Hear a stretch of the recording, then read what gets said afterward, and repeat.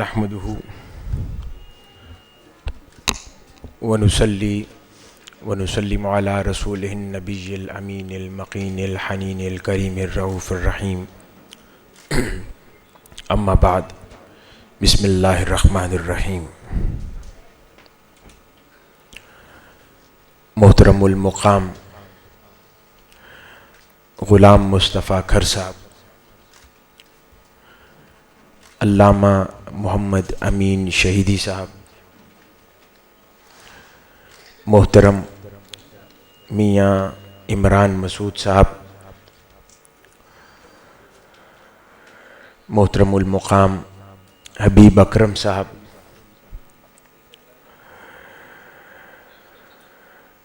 Secretary general Pakistan عوامی تحریک محترم خرم نواز گنڈا پور صاحب، چیف آرگنائزر پاکستان عوامی تحریک محترم میجر ریٹائرڈ محمد سعید صاحب، پریزیڈنٹ سینٹرل پنجاب پاکستان عوامی تحریک محترم بشارت جسپال صاحب، پریزیڈنٹ پاکستان عوامی تحریک ساؤتھ پنجاب محترم فیاض وڑائچ صاحب، ڈپٹی سیکریٹری جنرل پاکستان عوامی تحریک محترم خواجہ عامر فرید کوریجا صاحب، اس کے علاوہ سیکریٹری انفارمیشن پاکستان عوامی تحریک محترم نور اللہ صدیقی صاحب، اس اسٹیج کی زینت دیگر علماء کرام، قائدین و زعماء ملت، معززین علاقہ، ہمارے یہاں پر موجود اور اس پروگرام میں شریک محترم و مکرم میڈیا سے تعلق رکھنے والے ہمارے عظیم بھائی بہنیں، اینالسٹس، کالمسٹس، صحافی حضرات، اور آج کے اس عظیم الشان امن کانفرنس میں شریک خواتین و حضرات، اللہ رب العزت کا بے پایاں لطف و کرم اور احسان عظیم ہے کہ جس کی توفیق سے آج ہم سب لوگ ایک اہم موضوع کے حوالے سے یہاں پر جمع ہوئے، جو کہ نہ صرف پاکستان کو درپیش سب سے بڑا مسئلہ ہے، بلکہ پوری انسانیت کو درپیش آج سب سے بڑا مسئلہ ہے۔ اللہ پاک ہمارا یہاں پر جمع ہونا اپنی بارگاہ اقدس میں قبول و منظور فرمائے، اور یہاں پر جمع ہو کر ملک و قوم کے عظیم دماغ یہاں پر موجود ہیں، ان کا یہ جمع ہونے کے باعث اللہ رب العزت پاکستان کو اس دہشت گردی سے نجات کے لیے بہتر پالیسی عطا فرمائے۔ حاضرین گرامی، جیسا کہ مجھ سے پہلے ہمارے معزز مقررین اس مسئلہ پر بہت ہی عمدہ بات کر چکے ہیں کہ یہ پوری انسانیت کو تو درپیش مسئلہ ہے ہی، مگر پاکستان ان چند ایسے ممالک میں سے ہے جو کہ دہشت گردی کی لعنت کے سب سے بڑے وکٹمز ہیں، اور آج اس دہشت گردی کی لعنت کے خلاف ہماری عظیم افواج ایک ضرب عضب کے نام سے عظیم الشان محاذ پر جنگ لڑ رہی ہے، اور اب تک الحمدللہ بے پناہ نتائج بھی اور فتوحات بھی پاکستان اور افواج پاکستان کے حصے میں آئی ہیں، تو اس پر ہم افواج پاکستان کو مبارک دیتے ہیں اور ان کی زندگیوں کے لیے اور ان کی کامیابیوں کے لیے دعا گو ہے۔ مگر یہ چیز پیش نظر رکھنے کے لائق ہے کہ جب ضرب عضب کا آغاز کیا گیا، اس وقت افواج ایک محاذ کھولنے پر آمادہ تھی، مگر پاکستان کی سیاسی قیادت پس و پیش میں مبتلا تھی، اور وہ اس محاذ کو کھولنے اور دہشت گردوں کے خلاف جنگ لڑنے کے حق میں نہیں تھی، اور اس عمل کے اندر بغیر تفریق کے تمام سیاسی قیادت شامل تھی۔ اس وقت پاکستان عوامی تحریک نے اور شیخ الاسلام ڈاکٹر طاہر القادری نے ایک بولڈ فیصلہ کرتے ہوئے، اپنی تاریخ کو ملحوظ رکھتے ہوئے اور اپنا فریضہ خاطر میں لاتے ہوئے، انہوں نے افواج پاکستان کے اس ڈیسیژن کی سپورٹ کی اور ضرب عضب کو علل اعلان سپورٹ کرتے ہوئے دہشت گردوں کے خلاف ایک محاذ اور علم جہاد بلند فرمایا۔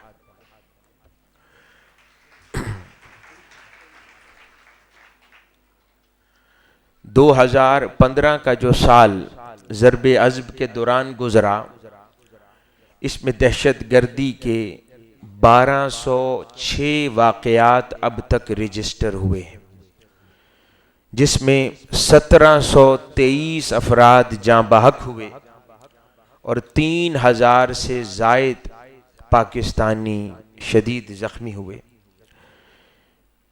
26 خودکش دھماکے ہوئے، اور آپریشن ضرب عضب کے دوران 400 افواج پاکستان کے عظیم فوجی سپاہی اور افسران شہید ہوئے، اور 914 افواج پاکستان کے ہمارے عظیم افسر اور فوجی زخمی ہوئے۔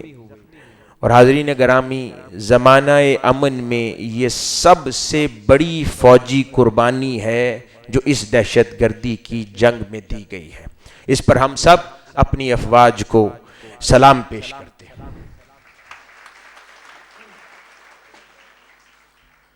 حاضرین گرامی، جہاں پر اس دہشت گردی کی لعنت سے نمٹنے کے لیے اشد ضروری تھا کہ ضرب عضب کا آغاز کیا جاتا، وہاں پر جیسا کہ پہلے ہمارے معزز مقرر قیوم نظامی صاحب ذکر فرما چکے کہ یہ فقط جنگ ایک محاذ پر لڑ کر نہیں جیتی جا سکتی۔ اس جنگ کو اگر کامیاب کرنا مقصود ہے تو اس کو 2 محاذوں پر لڑنا ضروری ہے، کیونکہ آج یہ جو دہشت گرد ہیں، جو ملک پاکستان کے لیے ایک المیہ بن چکے ہیں، یہ دہشت گرد ہارڈ کور ملٹری وارفیئر کے ذریعے وجود میں فقط نہیں آئے، ان کی بنیادوں میں نظریات شامل ہیں، اور انتہا پسندی جو بالآخر انتہا پسندوں کو دہشت گردوں میں کنورٹ کر دیتی ہے، وہ نظریات کے پلیٹ فارم سے ابھر کر دہشت گرد بنتے ہیں۔ تو یہ کہنا بے جا نہ ہوگا کہ یہ دہشت گردی کی جنگ نظریات کی جنگ ہے، اور اس کو اگر جیتنا ہو تو ضرب عضب کے ساتھ نظریات کے محاذ پر جنگ لڑی جانی چاہیے، تاکہ اس کو کامل انداز میں فتح سے ہمکنار کروایا جا سکے۔ اور اس افکار کی جنگ کیوں ہے؟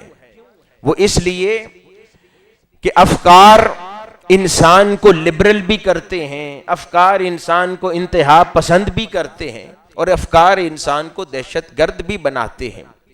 جب آپ معاشرے میں کسی فکر، کسی نظریہ یا کسی آئیڈیالوجی کو غلط کہتے ہیں تو اس وقت تک اس غلط آئیڈیالوجی کو ختم نہیں کر سکتے جب تک اس غلط آئیڈیالوجی کے مقابلے میں صحیح آئیڈیالوجی قوم و ملت کے سامنے نہ رکھ دیں۔ ایز این آلٹرنیٹو، وہ صحیح آئیڈیالوجی جب تک غلط آئیڈیالوجی کے مد مقابل نہ ہوگی تو لوگوں کے پاس اس بری آئیڈیالوجی کو ریپلیس کرنے کے بعد ان کو کیا ایڈاپٹ کرنا ہے، کوئی ماڈل، کوئی نظریہ سامنے نہ ہوگا، تو ہم مکمل کامیابی دہشت گردی کے فرنٹ پر حاصل نہیں کر پائیں گے۔ اسی لیے شیخ الاسلام ڈاکٹر طاہر القادری نے اپنی دور بینی کا مظاہرہ فرماتے ہوئے اور پاکستان عوامی تحریک اور منہاج القرآن انٹرنیشنل نے اپنا قوم و ملت پر فریضہ سر انجام دیتے ہوئے جہاں پر افواج پاکستان نے ضرب عضب کا آغاز کیا، پاکستان عوامی تحریک اور منہاج القرآن کے پلیٹ فارم سے ڈاکٹر طاہر القادری نے ضرب امن اور ضرب علم کا آغاز کیا اور کہا کہ ضرب عضب کے ذریعے جو ڈیزیزڈ ہیں، جو آلریڈی انفیکٹڈ ہیں، افواج ان کو ختم کرتا جائے، اور جن لوگوں کے اندر یہ دہشت گردی اور انتہا پسندی کے جراثیم پھیل رہے ہیں، تو منہاج القرآن انٹرنیشنل اور ڈاکٹر طاہر القادری ان جراثیم کا ضرب علم اور ضرب امن کے ذریعے علاج کرتے جائیں گے. کیونکہ ہتھیار کے ذریعے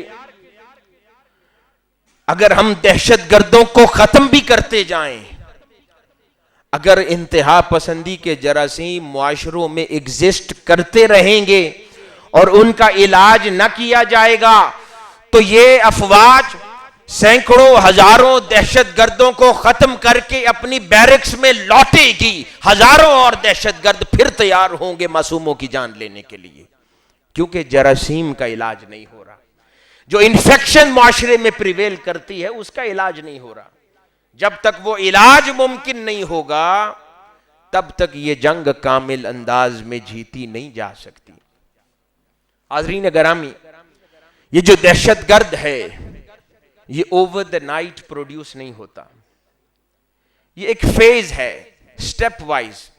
اس کی ابتدا نیرو مائنڈڈنس سے ہوتی ہے جو کہ بعد ازاں ایکسٹریمزم میں کنورٹ ہو جاتی ہے. وہ ایکسٹریمزم بڑھ کر ریڈیکلزم بن جاتی ہے، انتہا پسندی بڑھ کر متشدد ہو جاتی ہے، اور اس سٹیج پر جو انتہا پسندانہ افکار رکھنے والے لوگ ہیں وہ کسی دوسرے نظریے کو قبول کرنے کے لیے تیار نہیں ہوتے. نہ صرف تیار نہیں ہوتے بلکہ اپنے نظریے کو منوانے کے لیے کسی حد تک تشدد پر آمادہ ہو جاتے ہیں. اسی کو ریڈیکلزم کہتے ہیں. اور جب ریڈیکلزم کسی طبقے کی عادت بن جاتی ہے اسے ٹیررزم کہتے ہیں. جب وہ تشدد ان کا انسٹرومنٹ آف آپریشن بن جاتا ہے، ان کا معیار زندگی بن جاتا ہے، ان کا طریقہ بن جاتا ہے، اسی کو دہشت گرد و دہشت گردی کہتے ہیں.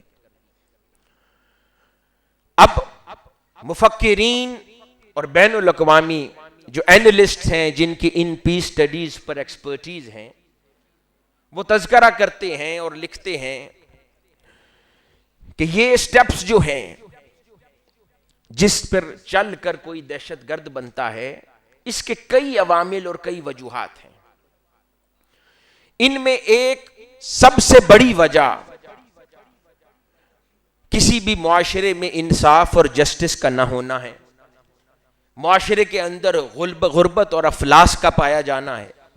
معاشرے کے اندر تعلیم کے حوالے سے مساوی اپرچونٹیز کا نہ ہونا ہے، روزگار کا نہ ہونا ہے، بھوک افلاس کا ہونا ہے، انصاف نہ ملنا ہے، اور ظلم، بربریت، خوریزی کا پایا جانا کسی بھی معاشرے کے اندر دہشت گردوں کو پیدا کرنے کے لیے مؤثر ثابت ہوتا ہے. اور ایک اور بنیادی پہلو، ایک تو یہ سوشل ایشوز ہیں جو دہشت گرد پیدا کرتے ہیں، اور دوسری طرف مذہبی تعلیمات جو انتہا پسندی سے بھرپور ہوں. وہ مذہبی تعلیمات بھی لوگوں کو اپنی سوچ میں نیرو مائنڈڈ کرتی ہیں اور ایکسٹریمسٹ کرتی ہیں جو بعد ازاں ریڈیکل اور ٹیررسٹ بن جاتا ہے. حاضرین گرامی، آج ان دونوں پہلوؤں کو دیکھا جائے، جو سوشل ایکویلٹی کے جو معیار ہیں پاکستان میں وہ بھی کہیں نہیں ایگزسٹ کرتے، اور مذہبی انتہا پسندی کی تعلیم بھی ایک مرض ہے جو پاکستان میں ایگزسٹ کرتا ہے. دونوں محاذوں پر کچھ نہیں ہو رہا، صرف دہشت گرد کو مارا جا رہا ہے. دہشت گرد ماریں گے اگر یہ دو محاذوں پر کچھ نہیں ہوگا ہزاروں اور دہشت گرد پیدا ہوں گے، اور یہ ایک ایسا سائیکل ہے جو چلتا رہے گا، اور اس کا کوئی انتہا، کوئی انجام نہیں ہماری نگاہوں کے سامنے ہوگا، اور ہماری نسلیں، ہمارے بچے سکولز کالجز میں اسی طرح خوف زدہ رہیں گے، اور حکومتیں اسی طرح خوف زدگی کے عالم میں سکول اور کالجز بند کرواتے رہیں گے۔ تو آپ خود اندازہ لگا سکتے ہیں اس قوم اور اس ملک کا مستقبل کیا ہوگا۔ آج یہ بات ثابت ہو رہی ہے کہ افواج جو عظیم جنگ لڑ رہے ہیں وہ تو اپنا کام کر رہے ہیں، لیکن ان کی جنگ کو سپورٹ کرنے کے لیے جو پولیٹیکل کلاس اور پاکستان کی حکومتی کولیڈوز نے جو اپنا فرض سر انجام دینا تھا وہ کچھ نہیں کر رہے، بلکہ اس جنگ کے خلاف چل رہے ہیں، جس کا نتیجہ قطعاً مثبت ثابت نہیں ہوگا۔ آج غیر ملکی فنڈز میں اس سے پہلے آپ لوگوں کی توجہ تھوڑی تاریخ کے کچھ دریچوں کی طرف لے کر جانا چاہتا ہوں، جس سے آپ کو اندازہ ہو کہ آج جس سطح پر ہم کھڑے ہیں یہ کن ادوار، کن گھاٹیوں اور کن وادیوں سے تاریخ گزرتی ہوئی آج پاکستانی قوم کو لا کر پہنچا گئی ہے۔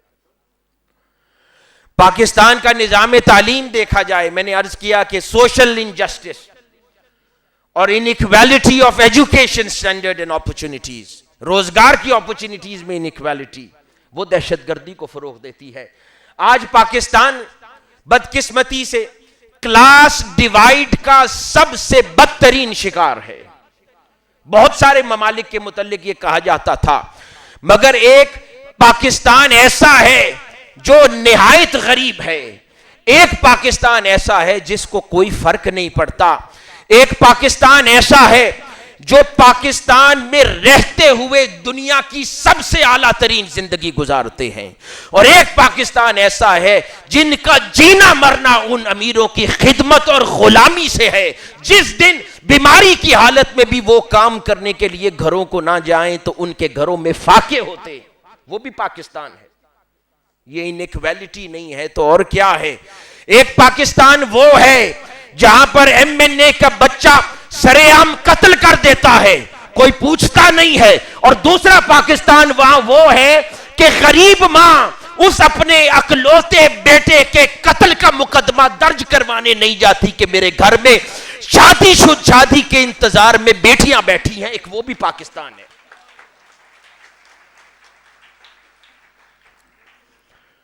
ایک وہ پاکستان ہے جہاں سرے عام درجنوں ٹی وی کیمراز کے سامنے معصوم مرد و زن کو سانحہ ماڈل ٹاؤن میں موت کے گھاٹ اتار دیا جاتا ہے، اور ایک وہ پاکستان ہے جو صبح و شام بیٹھ کر اس پر کومنٹ تو کرتا ہے مگر ان مظلوموں کو حق دلانے کے لیے بازار میں سڑکوں پر نہیں نکلتا، خاموشی سے بیٹھا ہے، سویا ہوا پاکستان۔ ایک وہ پاکستان ہے جن کے نیچے آپ کو دنیا کی قیمتی سے قیمتی گاڑی نظر آتی ہے، اور وہ بھی درجنوں کے عدد میں، اور ایک وہ پاکستان ہے جس کو کھانا بھی میسر نہیں ہے۔ اسی طرح تعلیم کی تفریق بھی دیکھیں، پاکستان کا تعلیمی نظام 3 قسم کے اداروں میں تقسیم ہو چکا ہے۔ ایک ایلیٹ ادارہ جات ہے جہاں کے فی پیکیجز ماہانہ اتنے زیادہ ہیں کہ کسی غریب آدمی کی 3 ماہ کی تنخواہ بھی اس کے برابر نہیں ہے۔ وہاں پر نظام تعلیم، زبان تعلیم، میڈیم، ہر شے بہت شاندار ہے، بین الاقوامی ہے، اور وہاں سے پیدا ہونے اور نکلنے والے بچے کو جاب اپرچونٹیز کی بھی کمی نہیں ہے، انشور ہو جاتی ہے اس کی جاب، اس کو انٹرویو دینا بھی آتا ہے، اسے سی وی لکھنا بھی آتی ہے، اس کے لیے روزگار کی کوئی کمی نہیں ہے۔ پھر ایک تعلیمی نظام وہ ہے جہاں پہ گورنمنٹ سکولز ہیں، جہاں پر چھوٹے غریب پرائیویٹ انسٹیٹیوشنز اور سکولز ہیں، جہاں پر 90% پاکستان پڑھتا ہے، اور وہ ایسے ادارے ہیں کہ جہاں سے پڑھنے کے بعد کوئی نوجوان روزگار کی خاطر دھکے تو کھا سکتا ہے، سکون کے 2 نوالے گھر بیٹھ کے نہیں کھا سکتا۔ انہیں انٹرویو دینا نہیں آتا، انہیں سی وی لکھنا نہیں آتا، ان کی انگلش کے اندر گرامیٹیکل 1000 مسٹیکس ہوں گے۔ کیوں؟ ان سکولز میں پڑھانے والے ٹیچرز بھی حالات کے مارے ہیں۔ 10 جگہوں پر ملازمتوں کی جب ٹرائی کر چکتے ہیں، وہ روزگار کی خاطر ان سکولوں میں پڑھاتے ہیں، وہ پیشن سے نہیں پڑھاتے۔ آپ اندازہ لگا سکتے ہیں اس سکولوں سے کیسی قوم پیدا ہوگی۔ ان کی اسپیشلائزیشن تعلیم نہیں ہے، ان کی مجبوری ہے، کاروبار نہیں چلتا، کہیں اور روزگار نہیں ملتا، کہتے چلو پڑھا لو۔ تو اس کا نتیجہ کیسی قوم ہوگی ہم دیکھ سکتے ہیں۔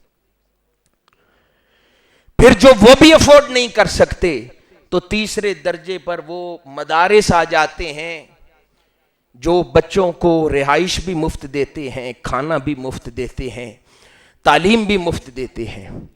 پھر جو غریب اپنے بچوں کو ان دونوں سطح کے سکولز میں نہیں بھیج پاتا، وہ ان مدارس میں اس لیے نہیں بھیجتا کہ وہ دینی تعلیم سیکھ لیں، اس لیے بھیجتا ہے کہ کسی اور ادارے میں وہ بھیجنا افورڈ نہیں کر سکتا۔ ایک سروے تھا ریسرچ کا، اس پر میں نے بھی کچھ کام کیا۔ وہ سروے یہ تھا کہ پاکستان کے بیشتر مدارس میں پڑھنے والے بچوں نے، ان میں سے 97% بچوں نے کہا کہ ہم یہاں دینی تعلیم کی خاطر نہیں داخل ہوئے، اس لیے کہ ہمارے والدین ہمیں اور کہیں بھیجنا افورڈ نہیں کر سکتے تھے، ہم اس لیے یہاں پر ہیں۔ اس کا ذمہ دار کون ہے؟ ان 97% بچے جن کے والدین تعلیم افورڈ نہیں کر سکتے، ان کو پڑھانا کس کی ذمہ داری تھی؟ حکومت وقت کی ذمہ داری نہ تھی؟ تو اگر ان مدرسوں سے کوئی انتہا پسند بن کر، کوئی دہشت گرد بن کر نکلتا ہے تو ڈائریکٹ اس کی ذمہ داری حکومت وقت کے اوپر ہے، وہ اپنے آپ کو اس سے کنارہ کش نہیں کر سکتے۔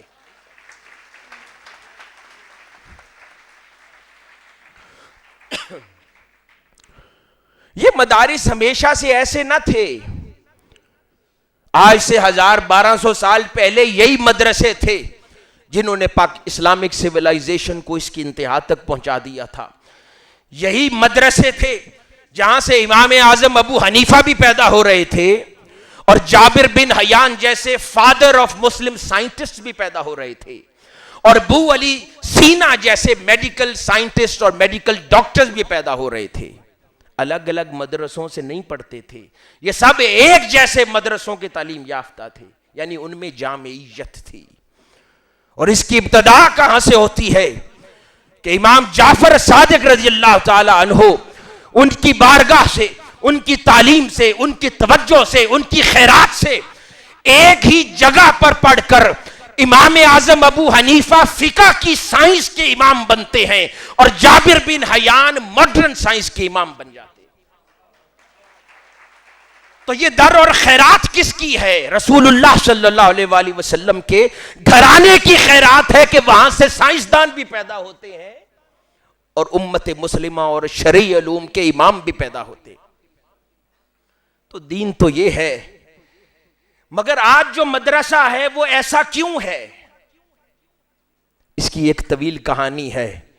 ہم صرف انڈو پاک سب کانٹیننٹ کی بات سمجھتے ہیں۔ جب برطانیہ نے انڈو پاک سب کانٹیننٹ کے اندر اپنا نظام حکومت سنبھالا تو ایک معروف بیوروکریٹ سر ولیم ہنٹ اپنی کتاب میں لکھتے ہیں کہ جب ہم نے آ کر برطانیہ نے حکومت سنبھالی انڈو پاک سب کانٹیننٹ میں، اس وقت اس خطے کا سب سے اعلیٰ نظام تعلیم وہ تھا جو مسلمانوں نے بنایا تھا۔ وہاں سے دین کے اسپیشلائزڈ بھی نکلتے تھے، ماڈرن علوم کے اسپیشلائزڈ بھی نکلتے تھے۔ پھر وہ کہتے ہیں کہ 75 سال تک برطانوی حکومت انہی اسلامی اداروں کے گریجویٹ سے اپنا نظام حکومت چلاتی رہی اور اچھا چلاتی رہی۔ پھر وہ کہتا ہے کہ ہم نے جب ایک نسل اپنی تیار کر لی تو ہم نے پھر British education system Pakistan Indo Pak سب کانٹیننٹ میں انٹروڈیوس کیا، اور مسلم مدارس سے نکلنے والے بچوں کے اوپر روزگار کے تمام دروازے بند کر دیے. یہ تحریر ہے اس کی. اور ہم نے کہا کہ جو ہمارے اداروں سے فقط پڑھے گا اسی کو روزگار میسر آئے گا. جس پر مسلم لیڈرز کی کلاس ڈیوائیڈ ہو گئی انٹو ٹو. ایک کنزرویٹو آرتھوڈاکس علماء تھے, انہوں نے کہا کہ ہمارے مدارس سے اگر بچے پڑھ کر نہیں نکلیں گے تو اسلامی اقدار کو خطرہ ہے. انہوں نے کمپلیٹلی ماڈرن ایجوکیشن سسٹم کا بائیکاٹ کر دیا. ہندو سسٹم وہاں پر جو دوسرا تھا انہوں نے اس کے ساتھ کوآپریٹ کیا اور وہ سوشلی اپنا سٹیٹس امپروو کرتے رہے, اور مسلمان سڈنلی اس پورے خطے پر حکومت کرتے کرتے ڈیٹیریٹ ہونے لگ گئے کیونکہ بائیکاٹ کر دیا. ایک کنزرویٹو غلط فیصلے نے بائیکاٹ کروایا. مگر اسی دور میں جہاں پر وہ کنزرویٹو آرتھوڈاکس لیڈرز تھے, ادھر مسلم ریفارمسٹ اور مسلم لیڈرز ایسے بھی تھے کہ جو آؤٹ آف دا باکس سوچ رہے تھے, دوربین تھے, نظریہ رکھنے والے تھے. ان میں ایک سر سید احمد خان اٹھے, انہوں نے نعرہ لگایا کہ نہیں, اب زمانے نے چلن بدلا ہے, تم بھی چلن بدلو. اب دور بدلنے والا ہے, ان کے ساتھ چلو. اسی رستے سے اپنی اقدار کو بھی مضبوط کر پاؤ گے. پر لوگوں نے نہ سنی, لوگوں نے کنٹروورشل بنایا ان کو. کسی نے نہ سنی, کوآپریٹ نہ کیا. اس اکیلے نے کہا ٹھیک ہے, میں اس ماڈرن سائنسز اور اسلامک سائنسز کو جمع کر کے میں خود انسٹیٹیوشنز بناتا ہوں. انہوں نے علی گڑھ مسلم یونیورسٹی کی بنیاد رکھ دی اور پورے خطے کے اندر علی گڑھ کالجز کا ایک جال بچھا دیا, جس کے بارے میں سر سید احمد خان خود لکھتے ہیں کہ میرا ادارہ ایسا ادارہ ہے جہاں پر تعلیم ماڈرن ہے, لباس سوٹ ہے, پینٹ کوٹ ہے, مگر سر پہ میرا سٹوڈنٹ ٹوپی رومی رکھتا ہے. پھر وہ لکھتے ہیں کہ کتابوں میں میرا سٹوڈنٹ پڑھتا ماڈرن سائنسز ہے, مگر وہ ہے غلام مصطفیٰ. وہ 5 وقت کے لیے باجماعت اس کو نماز پڑھائی جاتی ہے, اس کو تہجد کے لیے کھڑا کیا جاتا ہے. یہاں پر فرقہ وارانہ باتیں کرنا بین ہے, شیعہ سنی کے درمیان تفریق پر بات کرنا بین ہے, یہاں تک کہ گالی گلوچ دینا بھی بین ہے. انہوں نے اس نئے ویژن کے ساتھ وہاں بنیاد رکھی.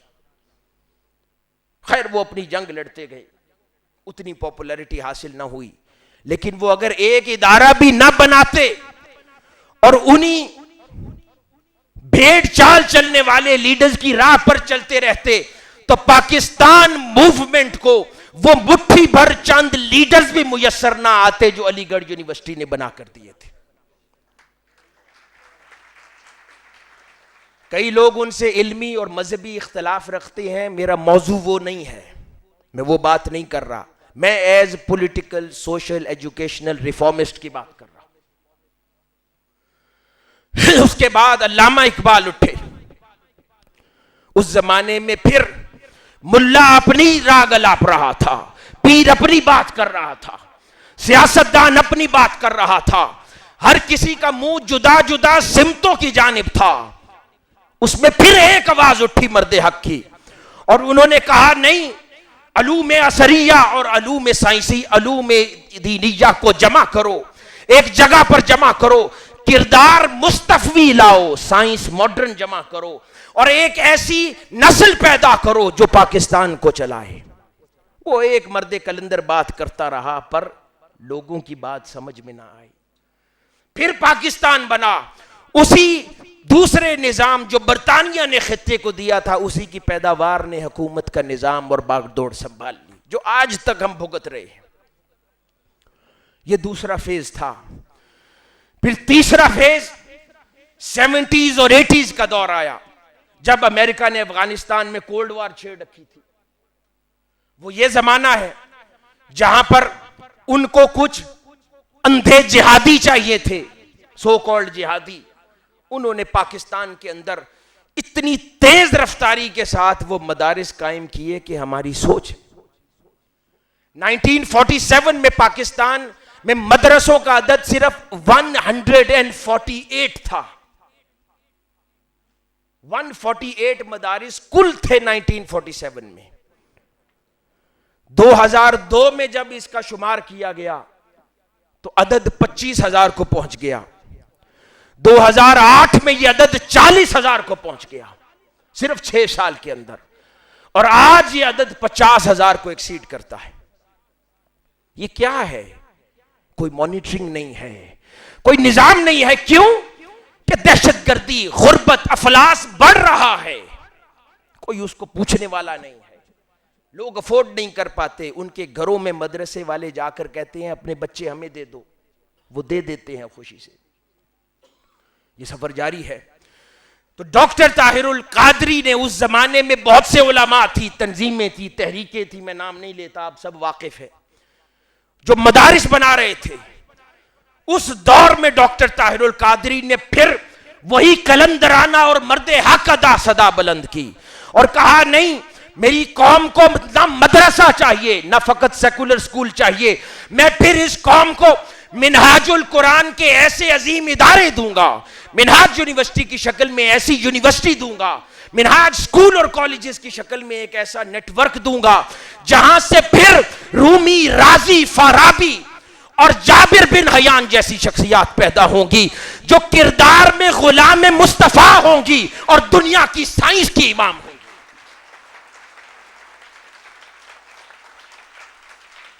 جس طرح سر سید احمد خان کی بات اس دور میں ایلین تھی, ڈاکٹر علامہ اقبال کی بات اپنے دور میں انوکھی تھی, اسی طرح اس دور کے نہ ملا کو, نہ پیر کو, نہ سیاستدان کو ڈاکٹر طاہر القادری کی بات سمجھ آئی ہے.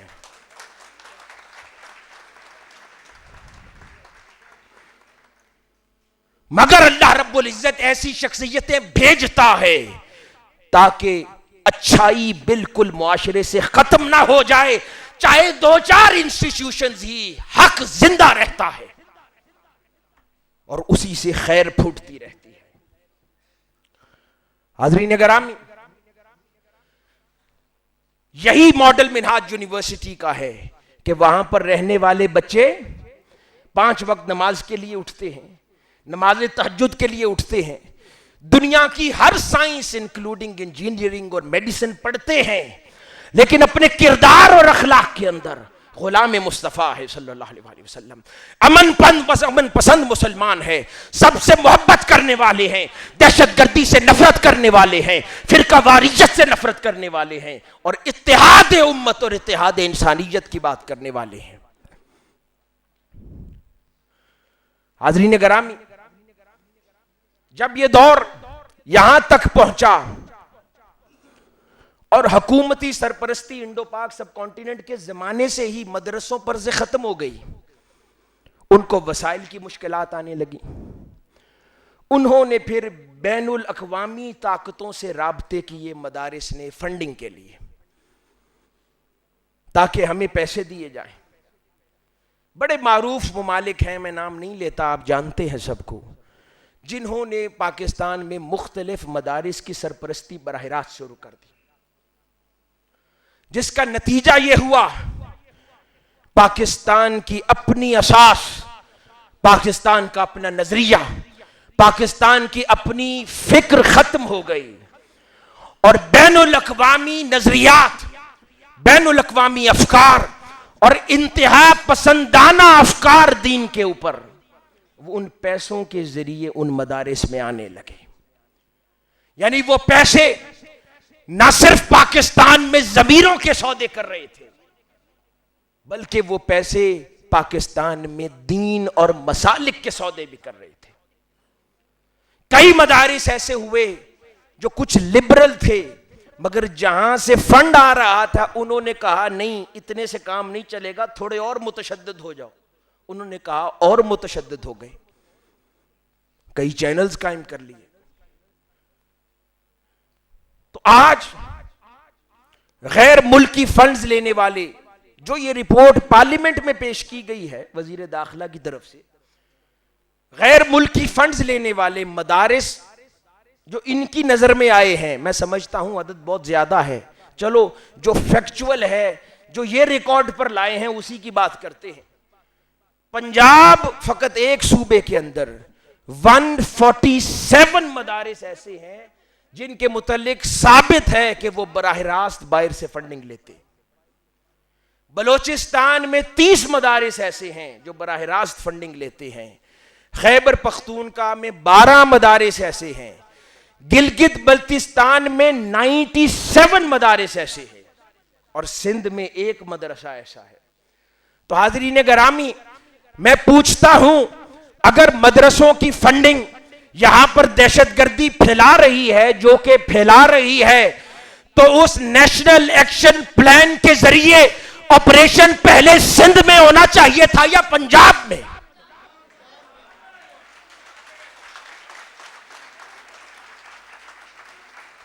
ہم مطالبہ کرتے ہیں کہ پنجاب میں وہ 147 مدارس جو دہشت گردوں کو پال رہے ہیں بیرونی فنڈنگ کے ذریعے، فی الفور یہاں پر نیشنل ایکشن پلان کے ذریعے آپریشن شروع کیا جائے، پنجاب کے معصوم لوگوں کی جانوں کی حفاظت کی جائے۔ مگر ایسا اس لیے نہیں ہوتا کہ کوئی کسی کے ساتھ سمجھوتے کر رہا ہے۔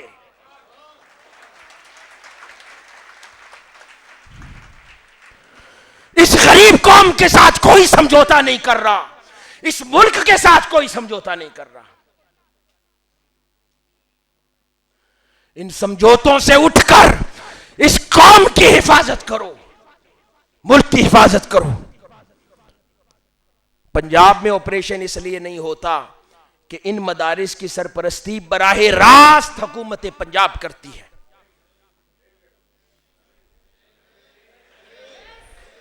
انہی دہشت گردوں میں سے پھر لوگوں کو پولیس میں بھرتی بھی کیا جاتا ہے۔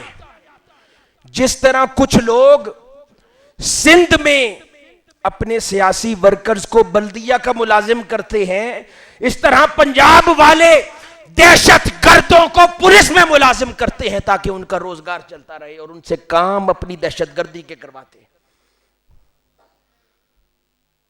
حاضرین گرامی، آج لوگوں کو یہ فنڈنگ نظر آئی ہے، جس شخصیت کی یوم ولادت کے حوالے سے یہ خوشیاں منا رہے ہیں، اس کی دوربینی کی بات کرتا ہوں۔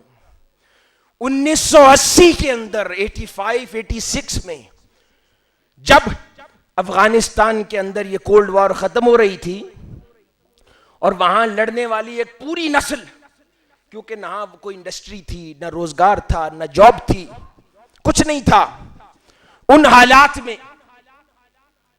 اب وہ بے روزگار ہو گئے، کیونکہ پہلے روزگار پیسے لے کے مارنا تھا، اب سڈنلی جنگ ختم ہو گئی۔ تو فیصلہ کیا کیا؟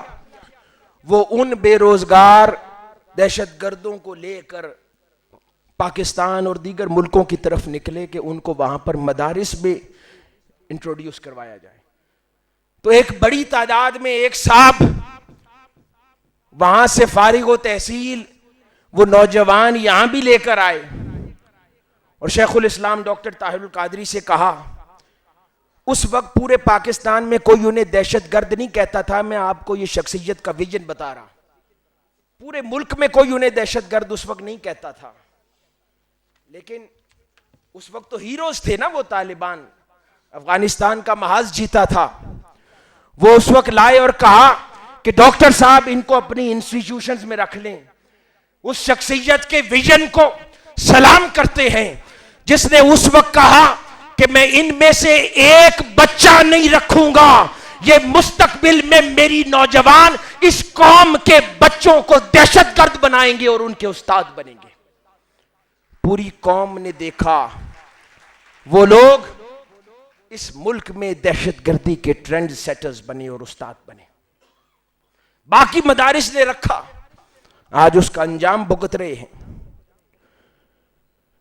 پھر ان کا ویژن تھا، انہوں نے انسٹیٹیوشنز کی بنیاد ان پیمانوں پہ رکھی کہ جہاں سے نیرو مائنڈڈنس کا خاتمہ ہوگا۔ وہ دور جب مدارس میں مفت تعلیم کا رواج تھا، اس وقت ڈاکٹر صاحب نے کہا میں اپنی یونیورسٹی اور کالجز میں سب کچھ پڑھاؤں گا، اور اگر دین بھی پڑھاؤں گا تو فی کے ساتھ پڑھاؤں گا، تاکہ ان کے ساتھ وہ نہ ہو جس کی طرف علامہ اقبال نے اشارہ کیا، گلا تو گھونٹ دیا اہل مدرسہ نے تیرا، کہاں سے آئے صدا لا الہ الا اللہ۔ جب مدرسہ کو بچوں کو کسی شیخ صاحب، کسی بڑے امیر رئیس کے گھر ختم قرآن کے نام پر ان کو لے جا کر وہاں کھانا کھلایا جاتا ہے، ان کو مفت کے کپڑے دیے جاتے ہیں، ان کو زکوٰۃ اور خیرات سے پالا جاتا ہے، انہیں کیا نظر نہیں آتا کہ ہماری پرورش کیسے ہوتی ہے؟ پھر ان کو کھڑا کر کے امت مسلمہ میں مسلم کمیونٹی کا امام بنا دیتے ہو، لیڈر بنا دیتے ہو، پھر جب وہ ضمیر فروشی کرتے ہیں تو تکلیف کیا ہوتی ہے؟ کیونکہ تم نے بچپن سے ان کو ضمیر بیچنا سکھایا ہے۔ ان کا کوئی قصور نہیں ہے، قصور حکومت کا ہے، قصور ہر اس بڑے کا ہے جس نے بچے کے بچپن میں اس سے اس کی سیلف ریسپیکٹ چھین لی تھی۔ یہاں سے تنگ نظری پیدا ہوتی ہے، پھر مدرسوں سے پیدا ہونے والے بچوں کے لیے روزگار کے دروازے بند ہیں، کیونکہ ان کو اور کچھ نہیں آتا۔ مساجد میں کتنے امام لگیں گے، کتنے خطیب لگیں گے، کتنے اساتذہ بنیں گے، باقی بے روزگار ہیں، ان کا کیا ہوگا؟ یہ ان کے اندر فرسٹریشن پیدا کرتے ہیں، ان کے اندر باقی سکولز اور کالجز سے نکلنے والوں کے لیے بغض پیدا کرتے ہیں، غصہ پیدا کرتے ہیں، ایگریشن پیدا کرتے ہیں۔ تو that's why they get exposed to those terrorist elements۔ وہ ان کو آ کے ریکروٹ کرتے ہیں، ان کی مجبوریوں کو کیش کرواتے ہیں۔ ان کی مجبوریاں ختم کرنا کس کا کام ہے؟ حکومت کا کام ہے، پر وہ نہیں کرتے۔ ان کو روزگار میں جب دیکھتے ہیں کہ ان جیسی عمر میں کوئی شخص اتنے سال ہی تعلیم حاصل کر کے 50 سے 60 ہزار روپے کماتا ہے، پھر اپنی طرف دیکھتے ہیں کہ میں 10,000 روپے کا امام ہوں کسی مسجد میں، اس کو غصہ آتا ہے، اس کو قوم سے غصہ ہے۔ وہ لوگوں کو پیار کی نظر سے نہیں دیکھتا، وہ اپنے بچوں کو تل تل بھوک سے مرتا دیکھتا ہے، اور پھر لوگوں کے بچوں اور ان کے کتوں کو بھی عیاشی کرتا دیکھتا ہے تو وہ ان کی جان لینے پر آمادہ ہو جاتا ہے۔ اس پر کوئی بات نہیں کرتا کہ تم نے جو لوگوں میں غربت پھونکی ہے، ان کی جانوں کو نظر آتش کیا ہے، تم نے انصاف نہیں دیا، تم نے تعلیم نہیں دی، تم نے ان کے ساتھ ظلم کیا ہے، اس کے نتیجے میں آج وہ بازاروں میں لوگوں سے پیار نہیں کرتے، ان کی جانیں لیتے ہیں۔ اس کا ذمہ دار حکومت ہے۔ حاضرین گرامی، آج حکومت کوئی ایسا کام نہیں کرنا چاہتی جس سے دہشت گردی اور انتہا پسندی کا یہ وائرس ختم ہو، کیونکہ یہ ان کے مفاد میں ہے۔ They get them for their dirty jobs۔ کہتے ہیں ہمارا ڈرٹی ورک کرو۔ الیکشن کیمپینز کے اندر کسی کو مروانا ہے، قتل کرنا ہے، اس کے نتیجے میں انہیں پیسے دیے جاتے ہیں، اور پھر ان مدارس کا کوئی بھی انچارج 1 منٹ نہیں لگتا، وزیر اعلیٰ پنجاب صاحب کی گود میں جا کر بیٹھتا ہے اور اپنے کام کرواتا ہے، کیونکہ براہ راست سرپرستی ہے اور کوئی پوچھنے والا نہیں ہے۔ 1984-85 میں یہی ڈاکٹر طاہر القادری تھے جنہوں نے اس وقت کہا حکومت وقت کو کہ فورن فنڈنگ کو بند کرو، یہ تم سے تمہاری نیشنل سوورنٹی چھین لے گی، پر کسی نے کان نہیں دھرے، جیسے کہ آج بھی ان کی باتوں پر کوئی کان نہیں دھرتا۔ مگر جب پانی سر سے گزر جاتا ہے پھر ہر کوئی کہتا ہے ڈاکٹر طاہر القادری صحیح کہتے تھے۔ جب وہ ان ظالموں کے خلاف علم بغاوت بلند کر رہے تھے اسلام آباد کی سڑکوں پر، تب تو ساری سیاسی جماعتیں جمع ہو کر پارلیمنٹ میں اس ایک مرد حق کے خلاف جمع ہو گئی تھی، اور آج انہی میں سے کئی سیاسی جماعتیں کل پارلیمنٹ میں کھڑے ہو کے نعرے لگا رہی تھی کہ ہوش کرو ڈاکٹر طاہر القادری آ رہا ہے۔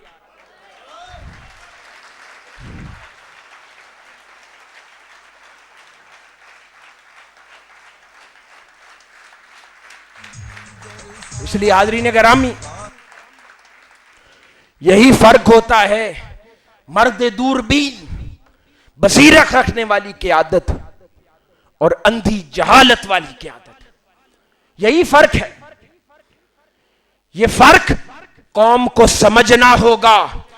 جو دور سے آنے والی مصیبت نہیں دیکھ سکتا وہ قوم کو بچائے گا کیا؟ جو مرد حق جس کی تاریخ ہے 35-40 سال کی، ہر دور سے نظر آنے والی مصیبت کے متعلق قوم کو بتاتا آیا ہے، تو کیوں ان معاملات اور مسائل کو پھر اس کو خود حل کیوں نہیں کرنے دیتے؟ اور وہ شخصیت اگر اسلام آباد کی سڑکوں پر بیٹھے ہوئے چند لاکھ لوگوں کی ایسی تربیت کر سکتی ہے کہ اگر ان میں سے کسی کا وائلٹ بھی گر جائے تو وہ دوسرے کو واپس کر دیں، ایک بندے کا کھانا ہو تو 4 بندے کھا لیں، اور اس پورے علاقے میں کوئی چوری کی واردات رجسٹر نہ ہو کیونکہ پولیس نہیں ہے وہاں پہ،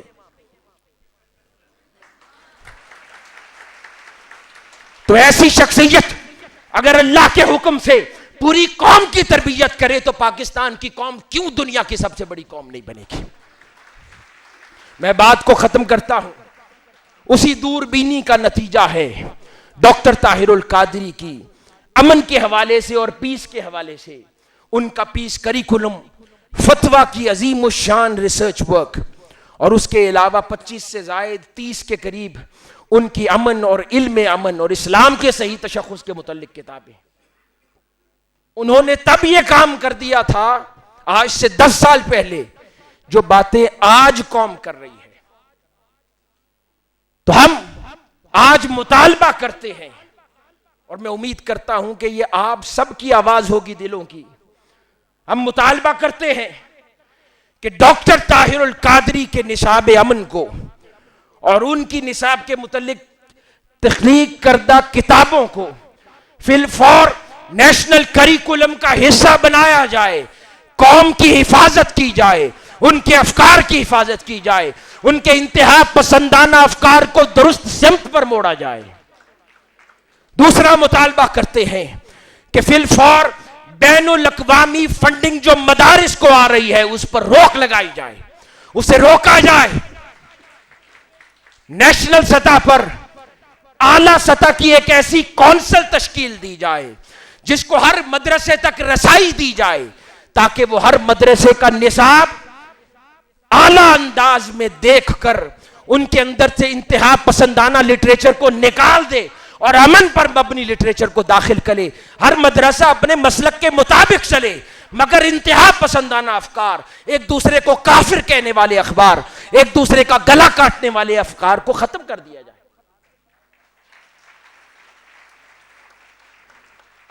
تیسری چیز، اگر پاکستان میں گاڑی چلانے والے کے لیے لائسنس ہے، انجینئر بن کے کسی کنسٹرکشن کو مانیٹر کرنے کے لیے لائسنس ہے، میڈیکل ورکنگ کے لیے کونسل کا لائسنس ہے، تو یہاں پر وہ دین جس کے ذریعے سب سے زیادہ جذبات کو مینیپولیٹ کیا جاتا ہے، استعمال کیا جاتا ہے، تو جب مدارس سے گریجویٹ ہوتے ہیں تو ہم مطالبہ کرتے ہیں کہ اعلیٰ سطح پر ایک ایسا انسٹیٹیوشن بنایا جائے جہاں پر ہر مسلک سے آنے والے علماء یکجا ہو کر ایک سیمسٹر گزارے. وہاں پر انہیں امن کی تعلیم دی جائے، فرقہ واریت کے خاتمے کی تعلیم دی جائے، اور اس کے بعد وہ نیشنل اتھارٹی ہر اس اسلامک انسٹیٹیوشن کے گریجویٹ کو لائسنس جاری کرے اگر اس کو کسی مسجد میں خطیب یا امام بننا ہے یا کسی اسلامک انسٹیٹیوشن کے اندر استاد بننا ہے.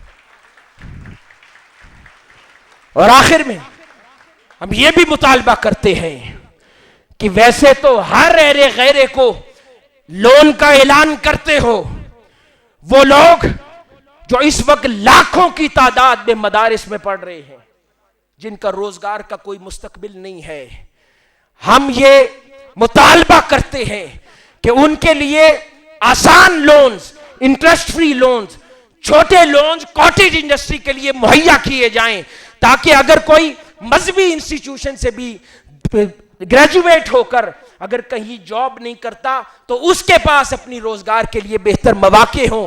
اور اس کے علاوہ ہر مدرسہ اہتمام کرے اپنے بچے کو علوم دینیہ کے ساتھ کوئی ایک ووکیشنل ڈگری اور ٹریننگ دلوائے تاکہ اس کے بعد اور ہنر بھی ہو کہ وہ اپنا روزگار اور لیونگ کر سکے. حاضرین گرامی، آج حضور شیخ الاسلام کے برتھ ڈے کے موقع پر ہم اس عظیم اور زمانہ شناس، تاریخ شناس، دوربین شخصیت ڈاکٹر طاہر القادری کو سلام کرتے ہیں، ان کی بصیرت کو سلام کرتے ہیں، اور ہم سلام کرتے ہیں ان کی جرت کو، ان کی حمیت کو، ان کی قیادت کو، کہ جس طریقے سے وہ اس قوم کے مردہ حال لوگوں کو، غریب لوگوں کو، مفلس الحال لوگوں کے لیے لڑ رہے ہیں، لڑتے رہے ہیں اور لڑتے رہیں گے انشاءاللہ. والسلام وما علینا الا البلاغ.